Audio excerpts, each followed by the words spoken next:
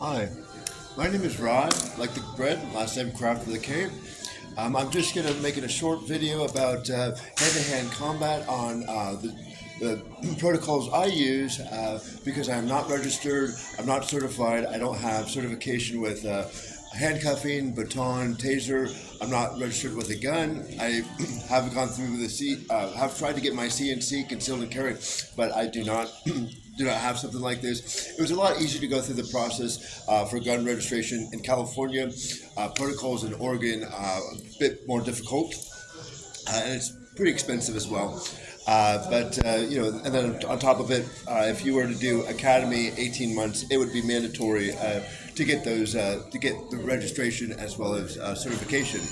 But as I use the same protocols and same moves as Paul Vunak has taught and impressed upon for his 3 to 4 tenure within the military service, as well as I believe either being a Marine recon or agent.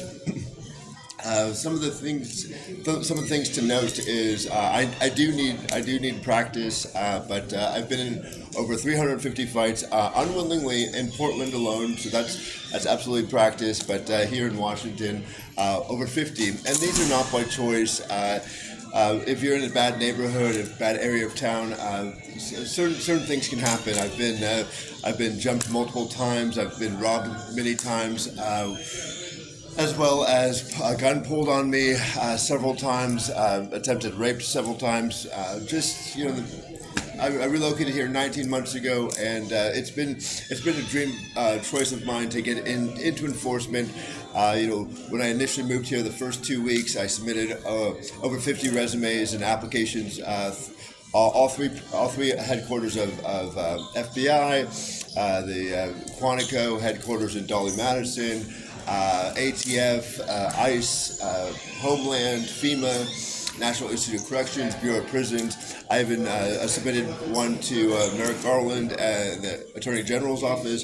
Submitted it January 2025 to the White House for a job under Donald Trump. But the reality is, he brings on 5,000 to 6,000 employees, but everything, not one single interview, not one single direct contact. If at all, everything's been indirect. But about 7 years ago, there was a Sandy Hook protocols on school shootings like Uvalde, and the reality is, if anyone were to brandish a gun or a knife in a public space, there's certain protocols within community liasoning that one must do. And if you're 6 feet or closer to the suspect, you regulate the situation immediately, and that's. But if you're 6 feet or further, you're to help everyone else get away, and that's just with school shootings, with any time somebody were to brandish a gun in public or knife, because it's always 50-50. It's always fatal. It's always lethal, and it's you or them. So it has to be addressed immediately. No ifs, ands, or buts. And then of course, since I've had practice with over 450, 500 fights just in the past 3 years alone. I still need more practice, but and I won't show you the moves that I do that are because if you were to know, you would know all my moves, and you would be able to block and deter it easily. But one of the things, as Paul Vunak states, is use your elbows just to block your face, especially if somebody has a weapon, and you want to keep a distance. So use those high kicks, and the high kicks are namely for chin checks, but it's good for any sort of situation, especially in confined closed settings. Especially since I don't carry a weapon, that's basically my move of choice is those chin checks. But it's very easy to regulate a situation with that kind of move. But then, of course, if somebody were to have something like pepper spray, that would have to be take it off the person immediately, because with pepper spray, if it gets in your eyes at all, that's 5 minutes incapacitation. You're going to be blinded for 5 minutes. Can't do a thing. It's going to be so irritated. Your eyes are going to be so irritated. You're not going to be able to see. It's just going to be just crying for 5 minutes, and I've been completely robbed. Everything on my person was gone twice with pepper spray. And I used to wear visors, glasses on my person, but about 3 months ago, both gone. But hey, and then the second move, and this is not something I'm not going to show you anymore. But the second move I do is the headbutt. And it's pretty simple.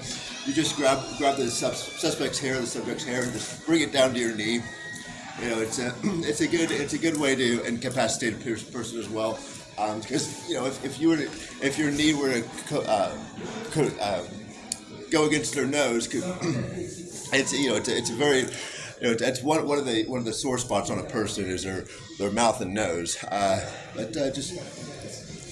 And that's pretty typical of the moves that I do. But there's several more, multitude of more. But the basis of hand-to-hand combat that I do.